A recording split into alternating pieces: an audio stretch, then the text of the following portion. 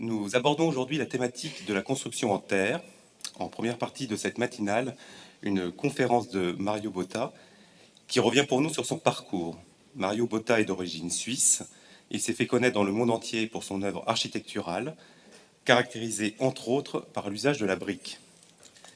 Il a, excusez-moi, j'ai couru parce que le métro était en panne.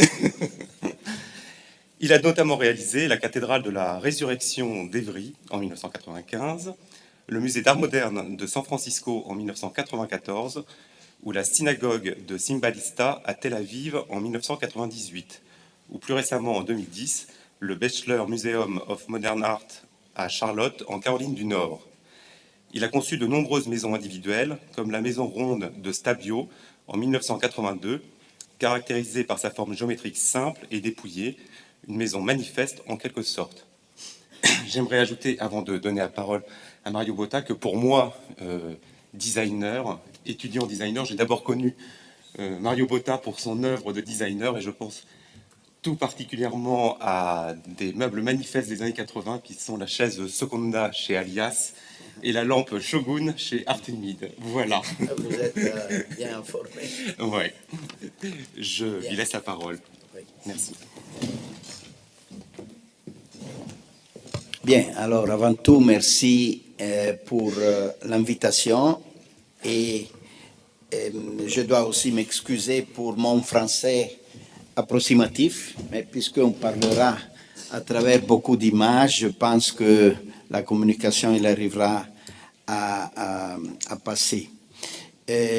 Donc j'ai accepté bien volontiers de parler dans le cadre de ce cycle de conférences, aussi si mon travail il est assez loin de la terre crue.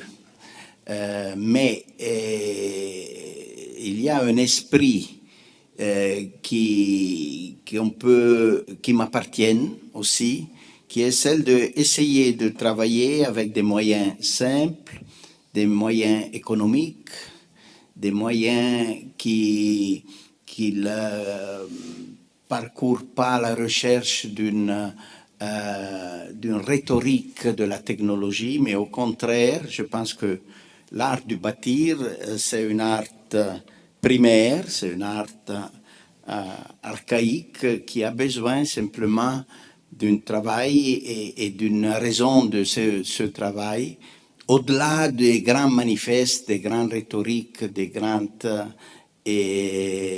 événements qu'aujourd'hui l'architecture il a assumé. Je pense que l'architecture, c'est l'art de construire l'espace de vie de l'homme, et donc si on peut le faire avec des moyens simples, mais qui sont encore capables de nous donner des émotions. Quelquefois, l'architecture du XXe siècle a perdu son sens primaire de donner une maison à l'homme, et il a recherché des éléments qui appartiennent à des autres disciplines, à la publicité, à la chorégraphie, au manifeste, au-delà de la raison vraie pour laquelle il devrait travailler. Alors, j'ai choisi un curriculum très vaste. Je donnerai une série des images qui touchent les différents aspects que j'ai pu affronter pendant 50 ans de travail, à partir de la maison jusqu'aux raisons plus complexes d'intervention à l'intérieur de la ville, mais toujours fait avec cet esprit d'essayer de comprendre le contexte, d'interpréter le contexte, de reprendre les ressources données par ce contexte, qu'aujourd'hui, quelquefois, il est totalement perdu. Il y a des architectures autoréférentielles qui on a perdu la raison d'être, qui est celle de prendre possession de la terre-mère, prendre possession d'un endroit qui est unique dans le monde entier. Alors je commencerai avec une première maison que j'ai fait dans les années 70. Je m'excuse, voilà. Voilà. Et qui est c'était comme programme une maison unifamiliale pour une famille, pour un artiste, et qui a été réalisée dans la forêt. Il n'y avait pas encore les plans d'aménagement du territoire à ce moment-là. Et donc, on a cherché d'y mettre dans la nature cette tour, cette tourette, qui devienne un habitat sur différents étages. Alors, voyez ici que pour arriver à la maison, il y a un petit pont et on rentre dans une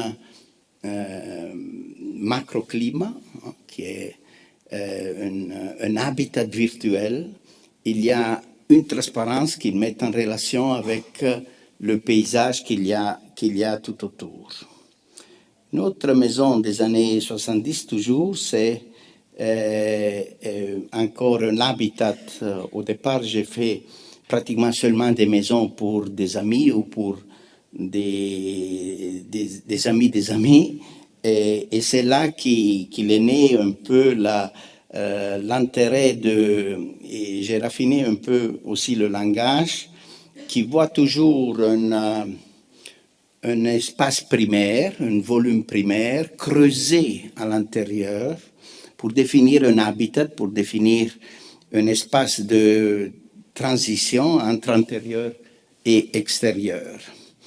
Et sont tous des thèmes, la plupart des cas, qu'il exprime une idée de l'habitat sur 3 niveaux. Le rez-de-chaussée comme étage de transition entre intérieur et extérieur, un premier habitat au premier étage, au-dessus de la campagne, et un deuxième étage pour la nuit,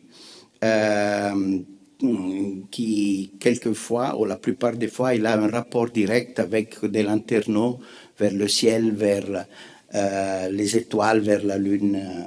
Donc, une manière de relier le terrain au ciel, à une vie cosmique. C'est une autre maison encore, toujours. Vous voyez, il y a comme une sorte de leitmotiv qui reviennent aussi là, ces maisons rondes, mais en effet, il y a toujours les 3 étages, l'étage de, comme j'ai dit, de rapport avec le terrain et l'habitat à l'intérieur, creusé à l'intérieur d'un volume primaire. Le volume primaire, il donne un rapport avec le territoire. Je pense qu'il est important d'avoir une clarté des manufactures, des géométries primaires dans le volume. Donc le volume, il dialogue avec le paysage, avec le contexte, et après, à l'intérieur, ici vous voyez, il y a une construction de l'espace intérieur qui cherche de mettre en relation le paysage extérieur avec les fonctions à l'intérieur. Et encore une autre que vous voyez ici, dans un certain sens, maintenant je regarde, il n'y avait pas cette conscience au moment que j'ai fait ça, qu'il devient de plus en plus primaire. Dans ce cas-là, je dirais la maison, il est devenu comme une ancienne caverne. Il y a la réduction minimale de l'idée de l'habitat qui est un trou dans la montagne même. La montagne, c'est le bâti, avec une liaison directe avec le ciel, avec une... Donc c'était une recherche, celle-là que j'ai fait surtout dans les années 70 et 80. C'est une recherche de trouver une idée simple de l'habitat. Ça, ils sont des briques en ciment, donc pas en terre, mais en ciment. Bâti, c'était un matériel qu'on trouvait pour les caves, pour des... C'était pas un matériel particulièrement riche, au contraire. Mais j'ai essayé de trouver, comme dans ce cas-là, vous voyez la façade concave qu'il y a sur la vallée, il donne une certaine écriture, il donne des éléments particuliers qui font qu'il devient comme un radar optique dans la colline qui exprime cette volonté aussi de donner une dignité, de donner un design, de donner une beauté à son propre habitat. Encore une autre, un peu plus complexe, qui est cette maison où il y a la rencontre de deux maisons différentes. La maison centrale qui est celle à froid, pas chauffé, avec le portique d'entrée, avec une grande terrasse et un belvédère en haut, et l'autre maison qui embrasse, la maison d'hiver, qui embrasse la partie d'été, la partie pas chauffée, qui devient le prolongement même de l'habitation. Donc vous voyez, c'est tout une série qui est arrivée un après l'autre, qui n'était pas programmée, mais qui m'ont donné l'envie d'essayer avec des matériaux simples, comme dans ce cas-là, c'est encore des maisons en briques de ciment, d'essayer avec des matériaux pauvres de donner une dignité à l'habitat.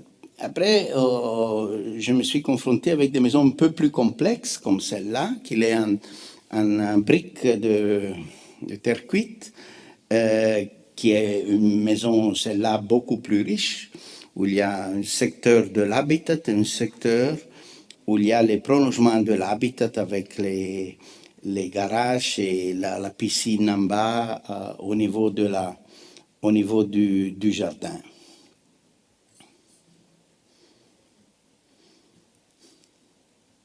Une autre maison encore, faite cette fois en Italie, encore en terre cuite, ce qui reprend l'idée des anciennes fermes qu'il y a autour de Milan. C'est une maison faite dans la périphérie de Milan.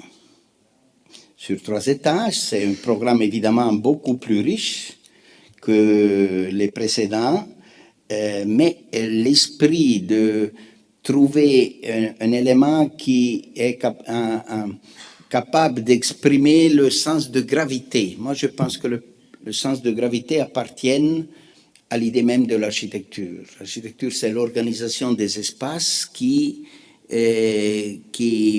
doit transmettre ses forces au sol. Et ces maisons-là, c'était tous des exercices faits dans cette optique.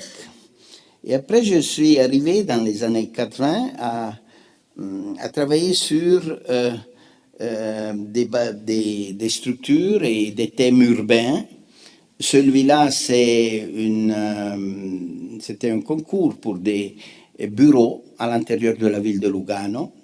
Alors, vous voyez, c'est une condition d'angle, donc c'est un îlot d'angle, et le thème d'angle, il est devenu le thème de la composition. Je ne voulais pas faire un seul bâtiment avec 2 façades sur le coin différentes, mais j'ai voulu surtout souligner l'idée de l'angle, souligner à travers cette image virtuelle d'une tour, avec l'arbre en haut à la tour, donc qui relie l'arbre, il relie le ciel à la terre, et les éléments des façades latéraux qui ils soulignent les grandes épaisseurs des murs, la variation de la lumière qui rentre dans les espaces d'administration qu'il y a à l'intérieur.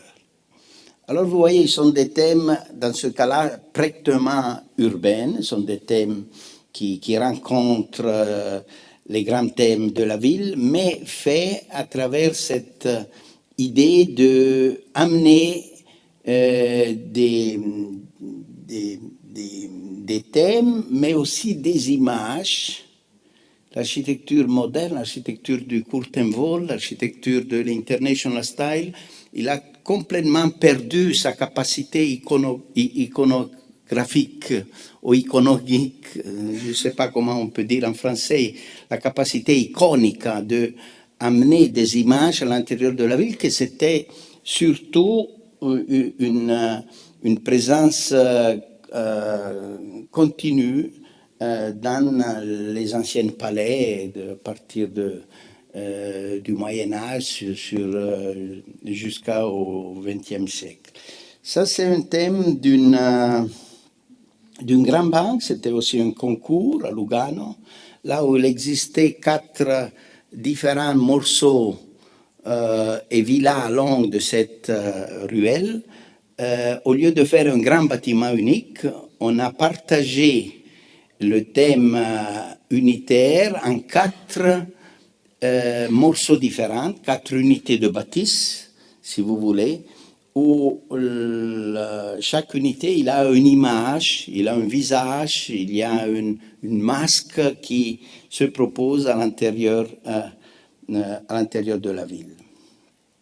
Un autre thème pour une société Swisscom de téléphone, dans un autre contexte, le thème il était beaucoup plus large, on avait une disposition, un terrain urbain mais plus vaste, alors on a bâti cette fois un espace particulier à l'intérieur, même un grand carré de 100 mètres et un îlot arrondi à l'intérieur avec les bureaux tout autour. Et aussi ça a été fait en briques de terre cuite. Notre bâtiment particulier, c'était en Allemagne, ce que vous voyez ici.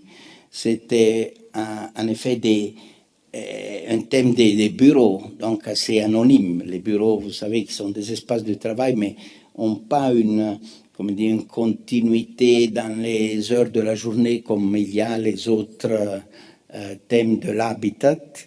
Et donc, il doit en effet avoir une image dans la ville, mais aussi avoir la possibilité d'une grande flexibilité à son intérieur.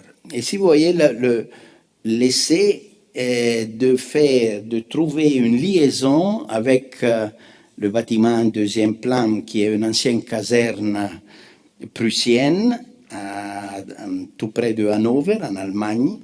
Et donc le bâtiment qu'il devienne aussi, lui, une partie, pas seulement des bureaux, pas seulement des éléments flexibles à l'intérieur, mais aussi une partie unique avec un visage, avec une forme à l'intérieur de la ville. Ici, une image de l'intérieur pour montrer que l'image, je dirais, un peu sévère qu'il y a à l'intérieur, il trouve après une grande disponibilité d'espace à son intérieur. Et à l'intérieur d'une autre ville, Athènes, en Grèce, c'était un concours pour l'agrandissement d'un bâtiment, vous voyez, un peu éclectique du début siècle. Sur le fond, il s'agissait d'agrandir la Banque nationale de la Grèce. Et donc il est relié physiquement avec le bâtiment que vous voyez sur la gauche, mais il a un thème tout à fait particulier. Il y a dans le sous-sol, on a retrouvé des parties archéologiques qui parlaient de l'ancienne rue qui amenait de l'extérieur à la ville de Athènes. Au milieu, il y a un centre de congrès qui s'exprime aussi comme une tête sur la ville et au-dessus duquel il y a les différents bureaux. Dans un contexte totalement différent, on est aux Indes, des bureaux, donc c'est un prolongement de la ville de New Delhi, mais des bureaux pour des chercheurs programmateurs de computers. Et donc, sont des contextes différents. Un des grands thèmes dans ce cas-là, c'était la protection solaire. Alors, on a pratiquement fait un tricotage de pierres de Agra rouge qui enveloppe la partie intérieure où il y a le verre et les fenêtres pour donner un microclimat, un espace de transition entre intérieur et extérieur. Le thème de la ventilation transversale, ça c'est le rez-de-chaussée qui est devenu comme un grand séjour pour les employés à eau. Après un autre contexte totalement différent, on est à Seoul, en Corée, où j'ai dû bâtir un tour pour des bureaux. Le programme a été dicté par le maître de l'ouvrage en accord avec la ville, mais la brique, dans ce cas-là, il a été pris un peu comme un signe, pas seulement de gravité, mais d'histoire, de mémoire. Cette brique, il a été récupérée fait sur la place, c'est le même endroit de la Terre qui a cette donnée caractéristique. Ils sont tous des éléments faits dans une usine tout dans l'endroit, et il est devenu dans le panorama d'une ville pratiquement tout blanc comme un point de repère sur le croisement des deux grandes rues dans la partie nouvelle du développement vers le sud de la ville de Seoul. L'image de l'intérieur. Et ici, maintenant, on va en Italie. On est tout près de Milan,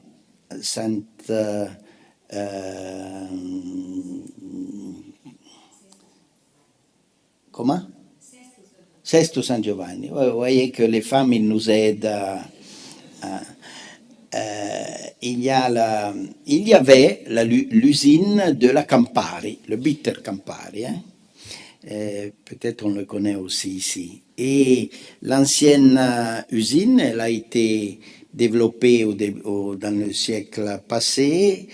Et après, quand je suis arrivé, il était en train de se démolir, cette partie.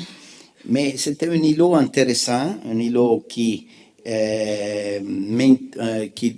dans lequel on devait conserver l'ancienne maison à Ou que vous voyez à nous, qui c'était la maison de M. Campari, il s'appelait comme ça, le monsieur, faire des habitations dans les tours à demi-cercle que vous voyez en bas, et des nouveaux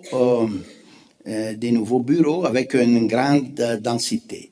Alors là, on a conservé, vous voyez, la partie centrale de l'ancienne fabrique comme un signe d'une intervention industrielle et comme mémoire. Maintenant, elle est devenue la partie centrale du début siècle en briques qui maintiennent les matériaux, mais avec un langage et une échelle tout à fait différente dans le bâtiment qu'il y a autour. Les habitations qu'on a dû faire à côté. L'intérieur de l'îlot qui est devenu un parc vert. On passe dans un autre thème maintenant sur lequel je suis encore en train de travailler. C'est le thème du sacré, des églises, des synagogues, même un thème d'une mosquée que je n'ai pas réalisée à Daman. Ce sont des thèmes très séduisants pour l'architecte. Ça, c'était une ancienne église du XVIIe siècle qui a été démolie par une avalanche dans les années, à moitié des années 80, 86. Et m'ont demandé de reconstruire cette église. En jaune, c'était l'église démolie par l'avalanche. En rose, la nouvelle intervention. On a conservé l'axe, donc la topographie du bâtiment. Le site, c'est toujours le même. L'axe de l'ancienne église, il est devenu l'axe de la nouvelle église. Et on a fait un projet que, à partir d'un plan elliptique que vous voyez en bas, se transforme en cercle au niveau de couverture. Donc c'est comme un jeu je dirais, géométrique. C'est un instrument géométrique qui prend une forme à la base, elliptique, et avec la coupure en haut, il transforme le diamètre mineur à l'auteur de la dimension du diamètre majeur de l'ellipse. Comme vous voyez, c'est tout en pierre de la même montagne. Donc on a creusé une partie de cette montagne, on a trouvé deux couches de pierre, une gris foncé, l'autre presque blanc, qu'on a utilisé pour la construction. Ça, c'est tout en pierre massif. Donc on a utilisé le ciment simplement comme élément d'agrégation. Il n'y a pas structure porteur, c'est tout autoportant. Voilà que la forme elliptique à la base se transforme en cercle, donc dans une forme simple, précise au niveau de couverture. Autre église en Italie, un contour avec des porches, des portiques et une zone qui s'enlève au centre avec une cône en brique qui amène à une seule lumière centrale au milieu. Des autres églises, là c'est fait tout près de Milan.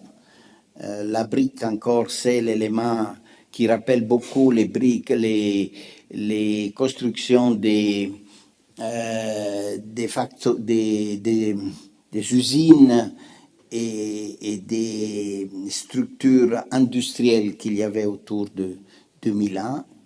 Ils sont deux volumes, un volume cylindrique dans la partie en bas et un volume cubique dans la partie qu'il fait de couvercle à la partie en haut.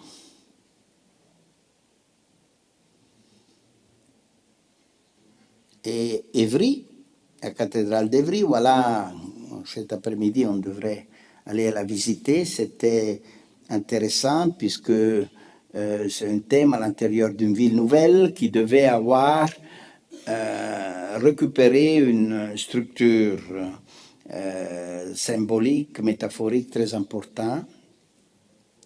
On l'a lié. La cathédrale en soi-même, c'est la partie du cylindre, mais on l'a lié à tout un environnement linéaire avec les habitations et des commerces au rez-de-chaussée. Donc on rentre dans l'église à travers la partie civile des habitations qui deviennent une arche d'entrée reliée après à la partie de l'espace. Et ici, on a joué sur la brique intérieure et la brique extérieure. Il y a une structure en béton pour des raisons statiques, mais la brique, c'est vraiment l'image où, comme vous voyez dans cet intérieur, il est traité comme un élément complet, un élément fini, et qui est dans cette abside qu'au lieu de sortir à l'extérieur, il rentre à l'intérieur. C'est la liaison entre la partie triangulaire de la toiture avec la partie arrondie du niveau du sol. Donc, ce sont toutes des formes géométriques simples qui se transforment à travers la forme. Ce n'est pas dessiné par l'architecte, mais il est né de la géométrie même de cette composition. Une autre petite église, c'est tout en pierre, en pierre de la montagne même, très fort, au sommet d'une montagne, une liaison qui donne un belvédère, vous voyez dans la prochaine image, sur la vallée en bas. Donc il y a un rapport de 1200 mètres entre la vallée en bas et cet objet qui est le final d'un parcours horizontal. Là, au sommet de la montagne, vous ressentez toute l'orographie du terrain. Quelques images de l'intérieur. Et ici, on est à Tel Aviv, une construction d'une synagogue et d'un centre culturel. Donc, deux thèmes que pour des raisons, maintenant on ne peut pas expliquer, mais des raisons politiques qui devaient vivre ensemble. Il y a un socle commun. Les étudiants, puisque c'est à l'intérieur de l'université, les étudiants religieux doivent convivre avec les étudiants laïcs. Alors on a voulu, le Sénat académique, il a voulu un bâtiment où il n'y a pas de hiérarchie. Et moi, j'interprétais ce besoin d'équilibre entre les religieux et les laïcs comme un équilibre aussi architectural. Et donc, j'ai réalisé deux espaces identiques. L'un, on l'a appelé synagogue, lieu de prière, l'autre, lieu de conférence pour les débats. Et il y a cette vie commune que vous voyez au milieu, où il y a le foyer commun aux deux réalités. Le jeu de la lumière qui est dicté par la géométrie, le volume virtuel inscrit au milieu est entouré par le cylindre au niveau de couverture. Les 4 lunettes, il amène la lumière. Un autre exercice très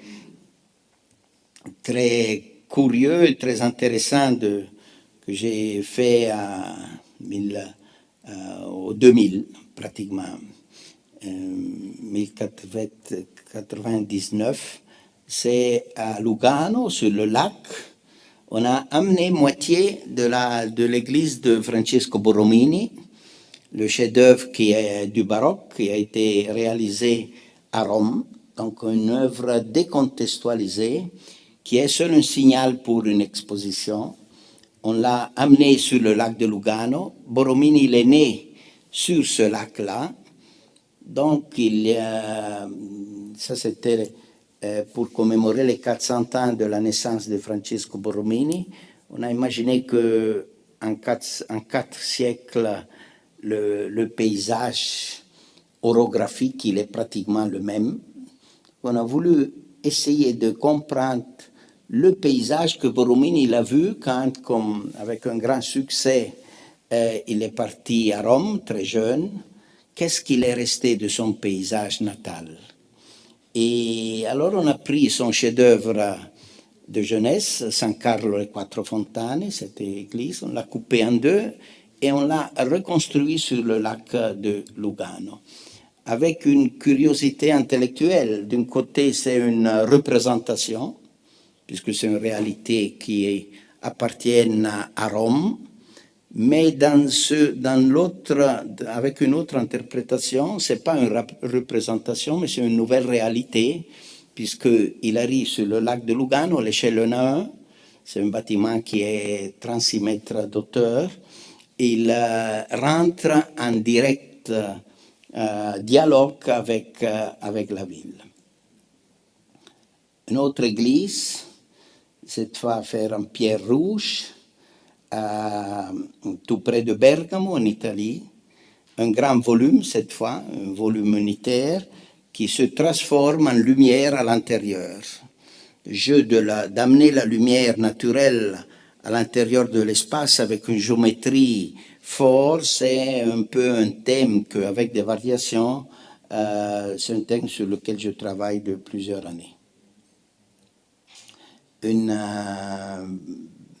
Un projet plus récent, dans une zone industrielle où il y avait les anciennes fabriques de la Fiat à Turin, une église. On a laissé l'ancienne cheminée des usines comme signe du travail ouvrier, et autour de 7 éléments, cette tour, on a bâti ce nouveau espace qu'à l'intérieur, il amène cette lampe, cette condition où le soleil, pendant le tour de la journée, il décrit des lumières différentes. Sur le fond, on a signé en pierre un visage qui a été demandé, mais c'est en effet un jeu de lumière de la pierre. Une petite chapelle hommage à Anna, hein, qui est dans la Zillertal en Autriche. J'ai bâti l'année passée au sommet, 2200 mètres d'auteur, à côté d'un petit lac on peut arriver seulement avec des cabinovis, avec un fil, il arrive seulement les skieurs. Cette petite chapelle pour commémorer un saint local qui est un dodécaèdre, 12 faces rhomboïdes, aussi pour avoir le plaisir de voir une fois les solides platoniques, les solides primaires, vus de l'intérieur. À l'extérieur, ils sont tous des solides très séduisants, mais comment ils seraient à l'intérieur, ces solides-là?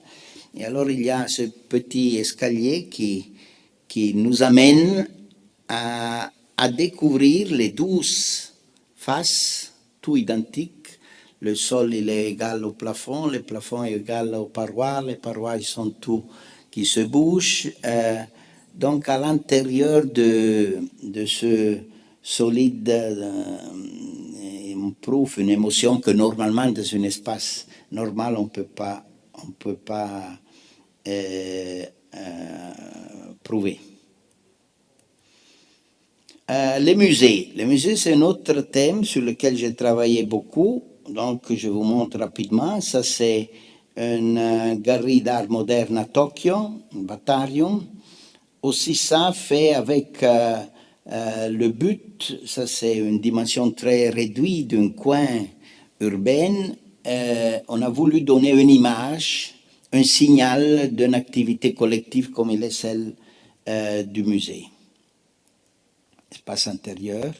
Le musée de San Francisco, à la base de la downtown, alors aussi là, avec une série d'architecture contemporaine, belle, intelligente, mais mou, sans voix. L'architecture contemporaine abstraite, il n'a pas de connotation sémantique. À l'intérieur de ces tours, on ne sait pas s'il y a des hôtels, des bureaux, des habitations. Et alors, on a pris le musée comme la volonté d'indiquer au contraire une image, une présence qui dialogue, vous voyez, avec le petit bâtiment du début siècle qu'il y a sur la gauche, qui était en briques de terre cuite jaune. On a fait un bâtiment avec un revêtement de terre cuite rouge. Quelques images de l'intérieur. Une dernière image que vous voyez ici, la force iconographique et iconique qu'il y a là, ce musée dans la downtown de San Francisco. Un autre musée, c'est le Tengeli Museum à Bâle, avec des autres connotations, ouvert sur le parc et fermé à travers un seul parcours qui veut être l'exposition de la grande rivière, du Rhin sur l'autre côté. Donc on a fait une partie qui oblige les visiteurs à visiter avant tout la rivière. Un autre musée c'est le Marta Rovereto, très intéressant. Cette fois, ce n'est pas la rivière qu'on doit visiter, mais c'est la structure historique de la ville. Donc on a mis le bâtiment pas sur la rue, mais derrière la rue, un deuxième plan. Et on rentre et on découvre, après on ne se retrouve pas vis-à-vis de la façade du musée, mais à l'intérieur du ventre même du musée. C'est dans une pierre locale.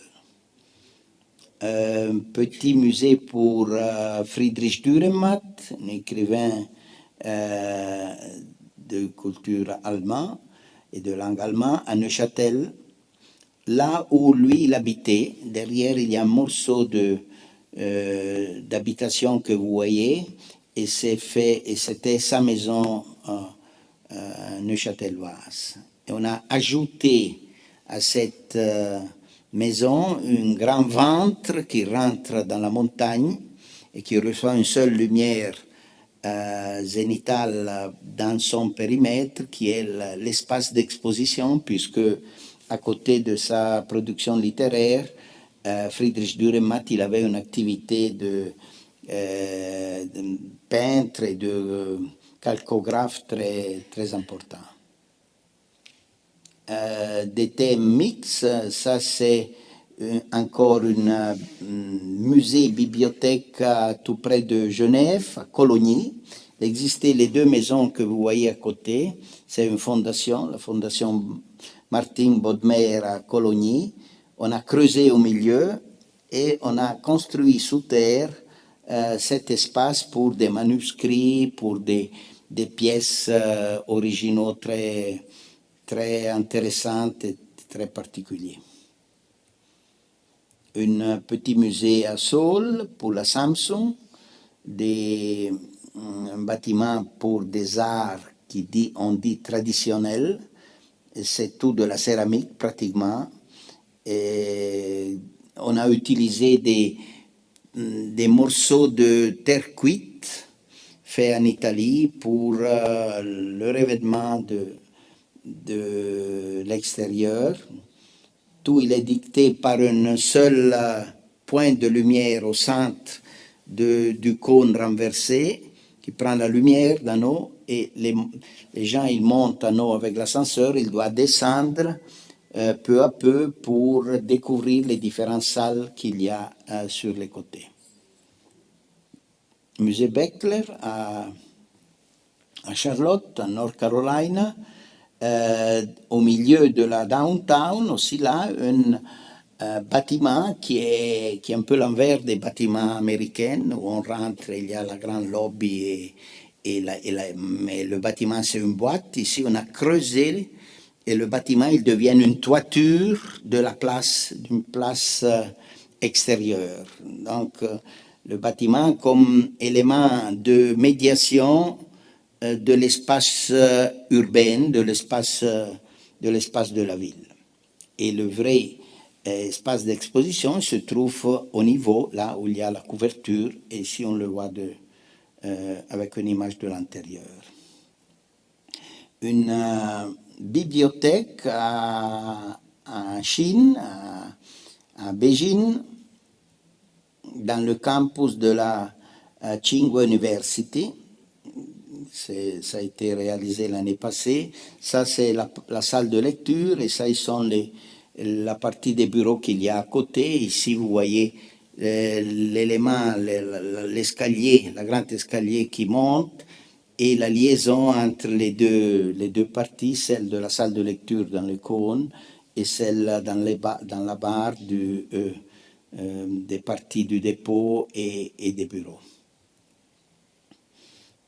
Ça, c'est un musée qui est en train de se construire encore à Beijing. C'était un concours fait il y a une dizaine d'années. Maintenant, c'est en train de se réaliser. Ce que je vous montre, sont des renderings. Hein. C'était au moment du concours, et maintenant, on voit la réalisation qui n'est pas encore tout à fait finie, mais il sera abouti à l'automne prochain. Ça, au contraire, sont des photos du chantier, mais sont des photos.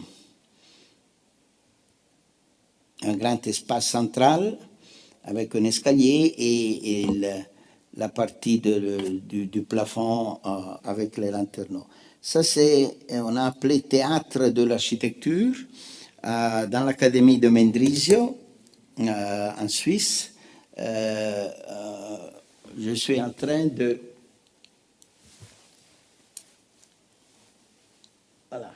bâtir cet élément-là, ce qui est un espace qu'on appelait théâtre selon l'esprit des théâtres anatomiques qu'il y avait une fois, donc avec les étudiants tout autour et au milieu un espace central qui a, dans ce moment, il est au chantier, l'idée de créer un instrument, un vrai instrument pour donner visibilité à l'architecture, aux recherches d'architecture avec expositions, rencontres,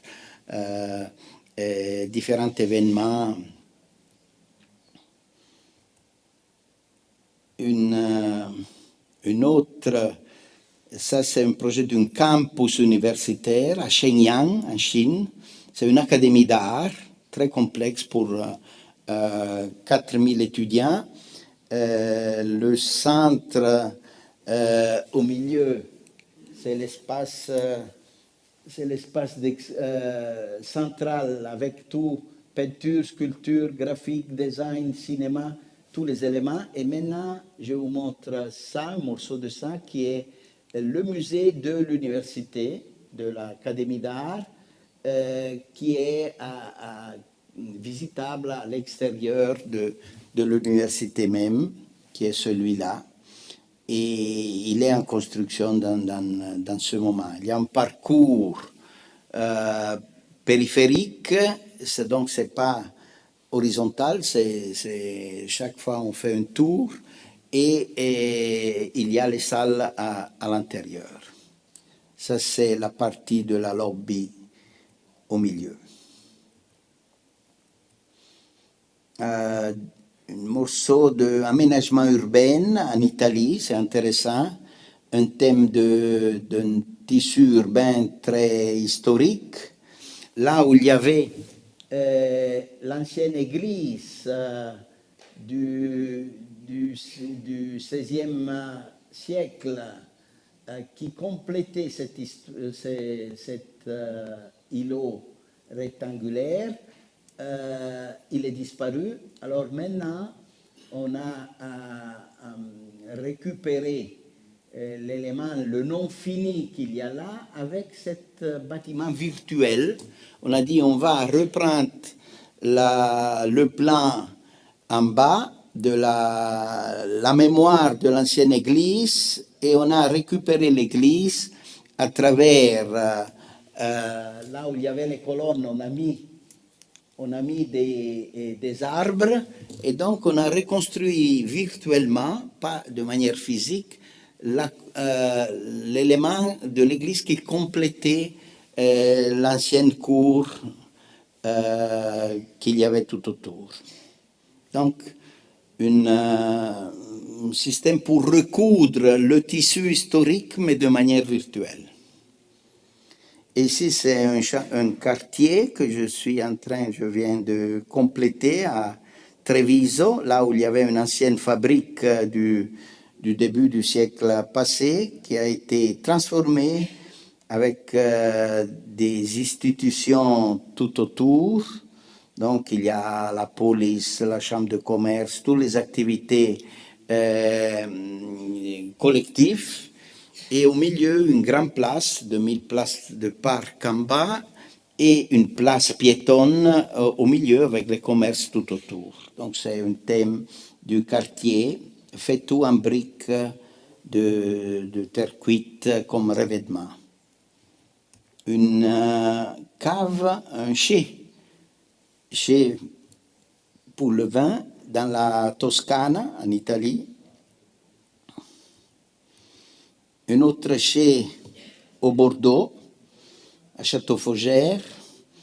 La partie de l'industrialisation du vin, elle est en bas, et après la petite tourette avec les bureaux et les autres éléments. Toujours un essai d'un dialogue entre des formes géométriques pures, simples, et l'élément du paysage qu'il y a tout autour.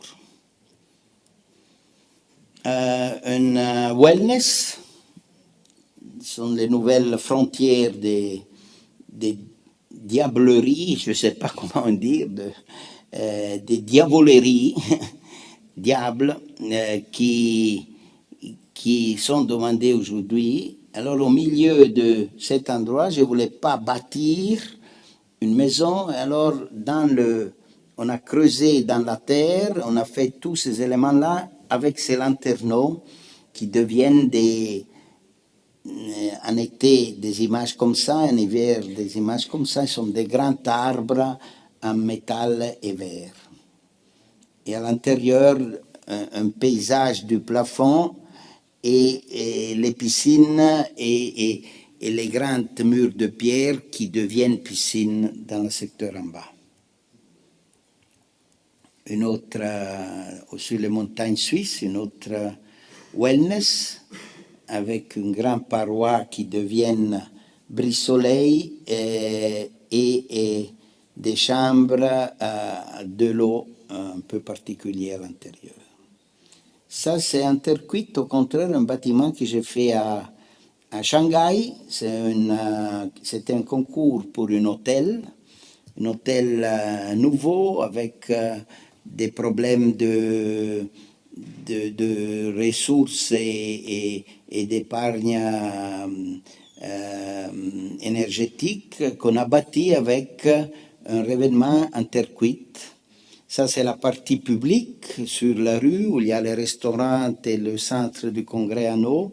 Ça, c'est la partie derrière avec un grand jardin que ici vous voyez sur lequel il trouve place les différentes chambres au niveau supérieur. Et ça, c'est le dernier projet que je vous montre, au sommet d'une montagne. Je suis en train maintenant de faire le projet et on a démarré le chantier. C'est au sommet d'une montagne, Monte Generoso en Suisse, à 1700 mètres, là où on peut arriver seulement avec un petit train. Il n'y a pas la rue qui monte là, mais c'est un train fait au début du siècle passé qui arrive jusqu'à là.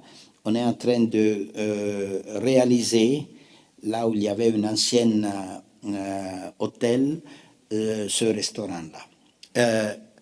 Avec cette image, j'ai fini. Comment? Le design, mon design, je vous passe le design. Voilà, quelques images du design pour satisfaire mon épouse.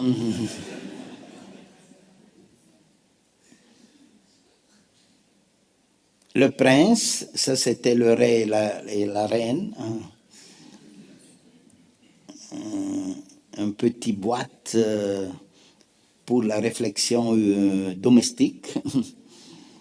Les lampes, le shogun que je viens de citer au départ,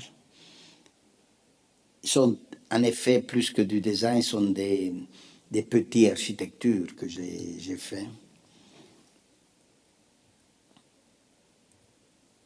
Deux pots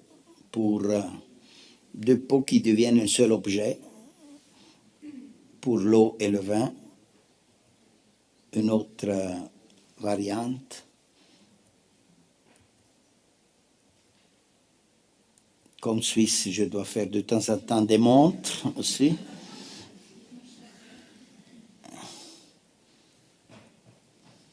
Des tapis, une paravente, une boîte une pot pour les fleurs,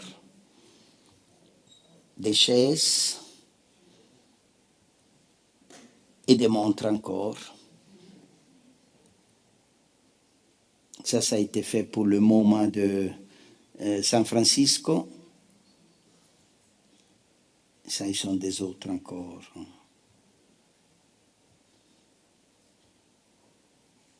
Des verres, on peut renverser.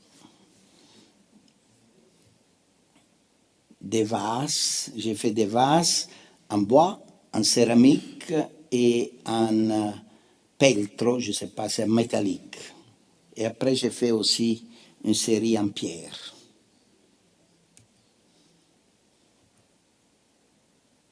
Un carandache,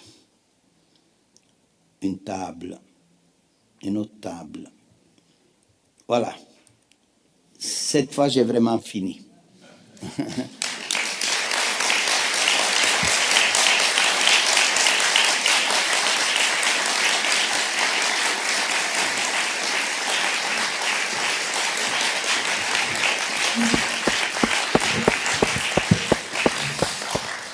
Mètre. S'il y a mètre ou centimètre.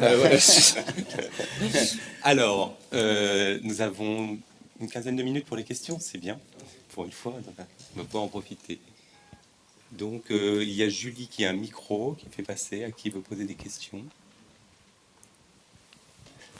Ah ouais, tout le monde est timide.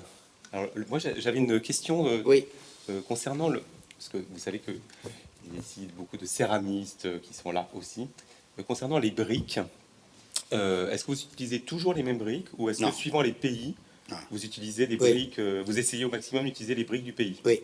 Oui, la brique, il appartient à la terre. Ouais, je suis d'accord. Et donc, c'est dommage que je ne savais pas bien exactement le contexte. Je n'ai pas amené, j'ai fait en Amérique latine un bâtiment en briques massif à Santa Cruz de la Sierra et qu'on a fait sur la place. On a creusé la terre, Ah, génial. on l'a cuite avec des fours Autour improvisés. Et après, on a utilisé la même brique pour faire ça. Pour des raisons économiques là-bas, puisque c'était déjà dans les années 80, mais on a bâti avec, je ne sais pas, 50 000 euros. On a fait 2 tours à 300 mètres avec une entrée. Donc, j'aime utiliser, pour répondre à vous, la brique, la terre locale.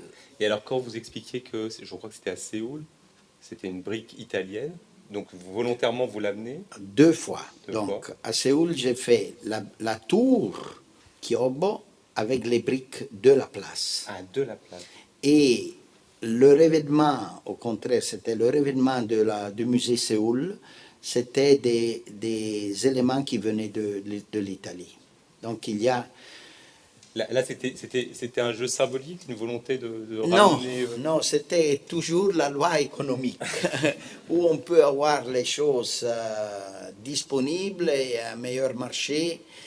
Aujourd'hui, dans la globalisation, on doit aussi se mettre dans cette condition. Quelquefois, c'est un paradoxe de notre civilisation et c'est un peu aussi une folie, mais quelquefois, avoir de la pierre travaillée, de la pierre brésilienne, travaillée à Forte, à Massa, Carrara, et après amener en Chine, ça coûte moins que prendre. C'est fou. Voilà, c'est fou. C'est fou, ouais. Nous, on vit dans une condition fou. Ouais. Je suis d'accord. On est en train de dialoguer, mais y a-t-il des questions? Ah. Je peux continuer. Bonjour, je suis là. Oui. Je voulais vous demander, quand on a regardé l'ensemble de ces diapositives, et merci déjà, on pense par moment à Louis Kahn, à Le Corbusier. Est-ce que vous pourriez nous parler un petit peu de qui a été, non pas vos sources d'inspiration, mais vos maîtres, enfin la façon dont vous êtes inspiré de différentes personnes, architectes ou non d'ailleurs? Mais donc, notre métier, et je pense que c'est aussi le vôtre, il doit se nourrir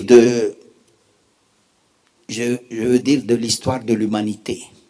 Nous, on a des éléments qui nous appartiennent à des architectures archaïques.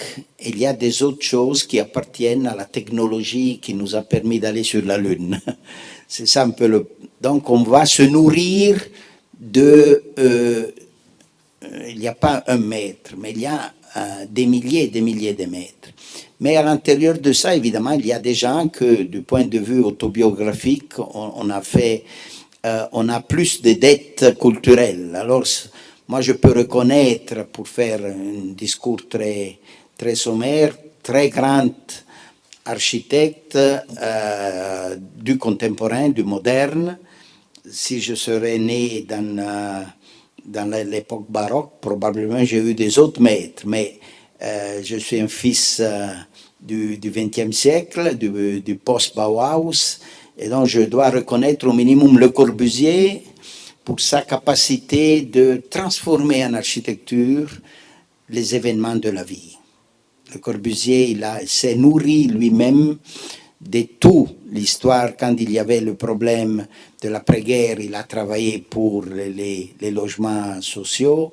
Quand il y avait le problème de la capitale et la fête Chandigarh, c'est un homme qui a transformé les événements de la vie en architecture, en typologie d'architecture et en solution architecturale pour la ville.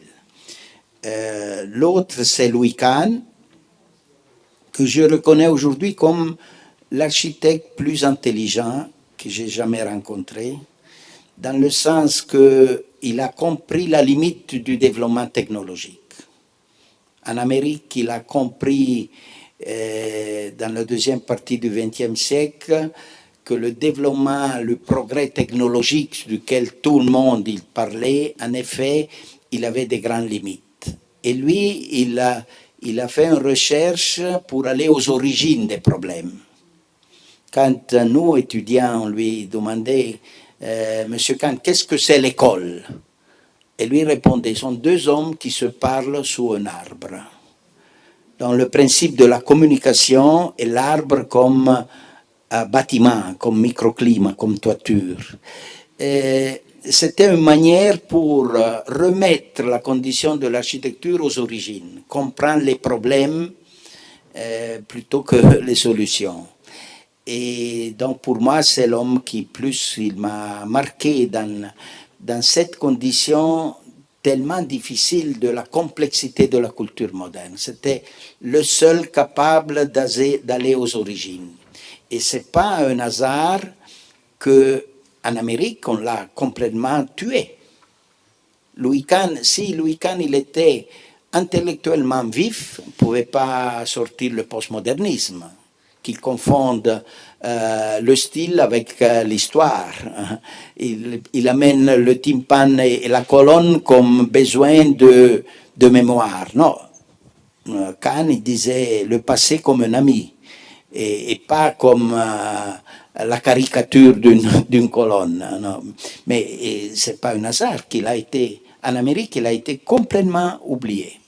Et l'autre auquel j'ai beaucoup de dettes, c'est à Venise, j'ai étudié avec Carlo Scarpa, qui c'était celui, selon moi, que plus des autres architectes, il a été capable de donner expression, faire parler les matériaux. Les matériaux même les plus pauvres, la terre cuite, mais la pierre, le bois, il avait une force d'expression. Comment Scarpa il arrivait à l'utiliser, qu'encore aujourd'hui, c'est de grands enseignements. Aujourd'hui, un des éléments duquel je me sens orpheline, c'est que les matériaux sont tous égaux. On voit tous ces renderings qui, on ne sait pas s'il est plastique, s'il est métal, s'il est aluminium, s'il est béton, c'est tout il est faux. Ça, c'est la réalité. Mais tout il est vendu comme si il était du vrai or, s'il était du vrai bois, s'il était du vrai pierre. Et là, Scarpa, alors, il a une résistance très forte qui n'est pas seulement d'image, il n'est pas formel. J'ai appris la force de la pierre quand lui, il utilise une plateforme, une plate de pierre, et il le coupe. Comment il le coupe, Scarpa? Il ne part pas pour scier une chose comme ça. Il fait un trou et après, il sort. Et c'est une manière pour indiquer que même la pierre a des règles de travail qui peuvent devenir des règles d'expression. Voilà alors la réponse des trois maîtres. Ouais, mais alors, moi, c'est pas par hasard quand même si vous nous avez montré le projet avec Borromini, parce que Oui. quand même, moi je pense à l'oratoire en briques à Rome de Borromini, Oui. ça, un petit oratoire Non, On là, va dire que c'est un de vos maîtres ouais, aussi. oui, oui, oui. Mais bon, là, c'était donc, on a bâti ça pour comme un signal d'une exposition du 400e anniversaire de la naissance. Borromini, il part du lac de Lugano, de Bissone, et il naît en 1599. Il va à Rome très jeune. On ne sait pas exactement, mais certainement il est né là et il a vu le contexte des montagnes et du lac horizontal comme nous, on peut le voir aujourd'hui.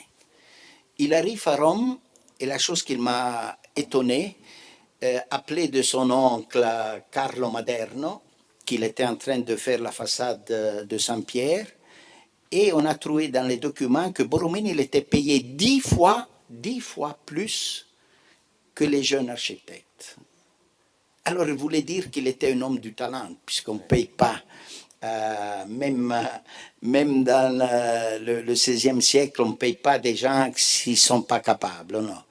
Et alors, mon raisonnement, c'était, mais lui, quand il est parti, il a vu ce paysage. Euh, euh, il y a une réflexion d'un écrivain qui dit que le caractère fondamental, dominante des architectures, il est donné par le contexte, par le paysage qui donne sa vision à l'œil de l'artiste.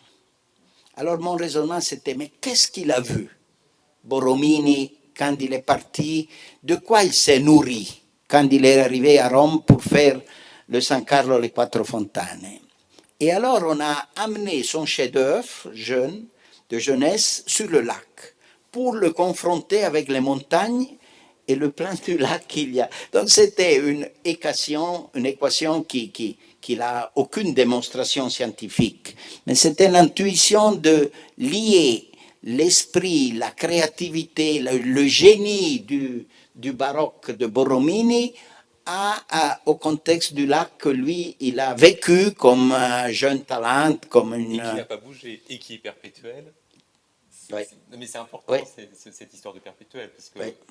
vous parlez beaucoup, enfin moi, oui, que j'appellerais l'humain perpétuel. Ouais, ouais, La brique parle de ça. ouais, ouais, Et alors, justement, je voudrais revenir là-dessus, sur la brique, quand vous l'utilisez au début de votre carrière, hein, c'est Ouais. comme un acte, alors je ne me rends pas compte, moi, dans les années 70, mais j'ai le sentiment que c'est presque un acte contestataire d'utiliser la brique. Oui, c'était donc. Il y a toujours beaucoup de raisons. Quand on fait une chose, on cherche de Mais on ne le sait pas forcément. justifier à parce travers une raison. La première raison, c'était économique, puisque toutes les maisons que vous avez vues, c'était des maisons pauvres. C'était des maisons faites pour des amis, avec très peu d'argent, la maison devait coûter moins de celle qu'il faisait la compagnie de construction. D'autre part, il ne le faisait pas. Alors, il devait être économique. Et après, ça c'est l'enseignement que je pense d'avoir eu de Scarpa, même avec les matériaux très pauvres, très simples, leur donner une expression. Et toute cette période des premières maisons que j'ai fait, je pense que c'est tout là.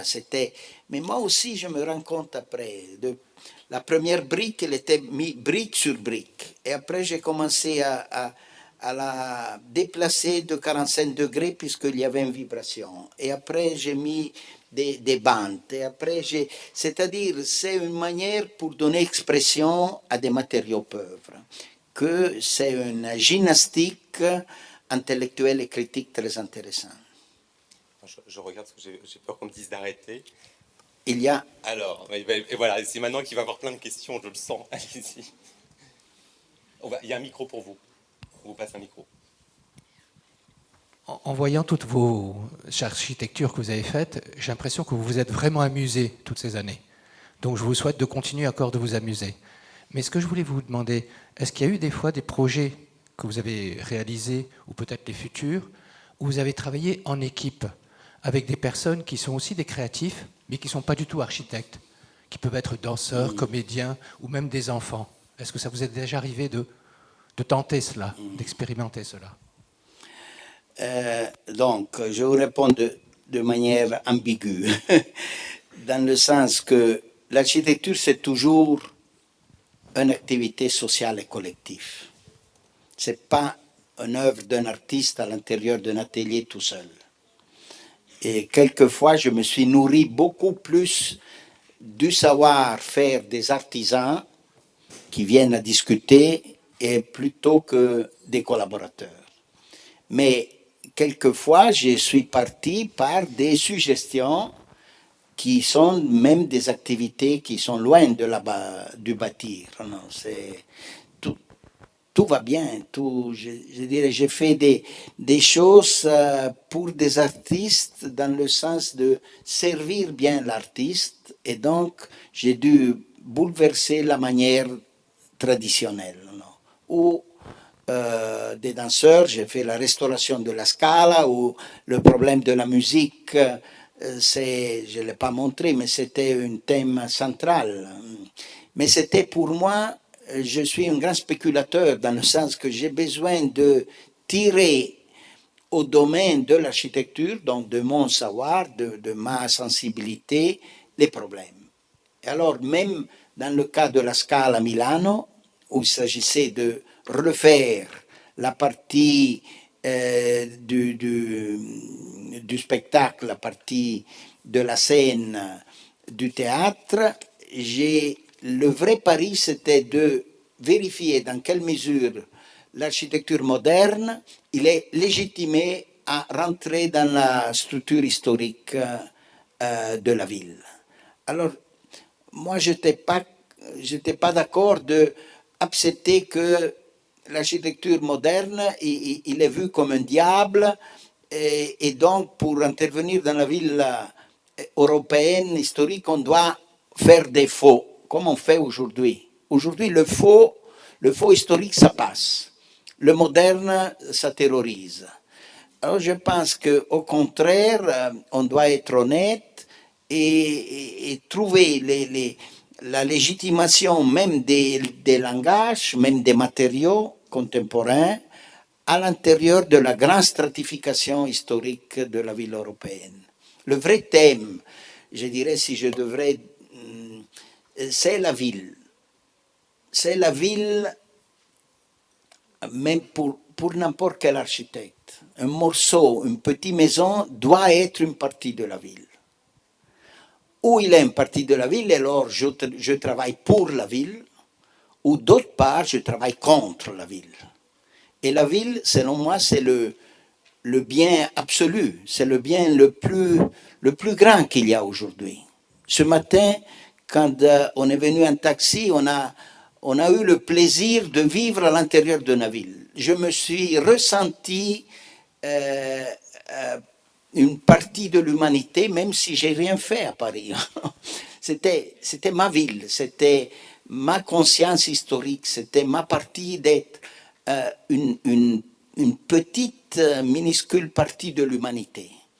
Donc la ville européenne surtout, puisque l'exemple de la ville américaine ou de la ville asiatique, c'est encore différent, mais c'est la forme d'agrégation humaine la plus intelligente, la plus belle, la plus flexible qu'on connaît. On ne connaît pas une autre manière de vivre collectif que soit la ville. Alors nous, architectes, on doit faire attention puisque, comme j'ai dit, on peut travailler pour ou contre la ville.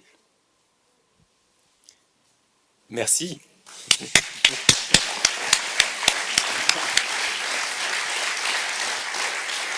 Il y a maintenant une pause. Je vous demande à tous d'être vraiment de retour à 10h45 parce que le programme est chargé. Merci encore, Monsieur Botta. Merci. Il n'y a pas de quoi. Merci à vous.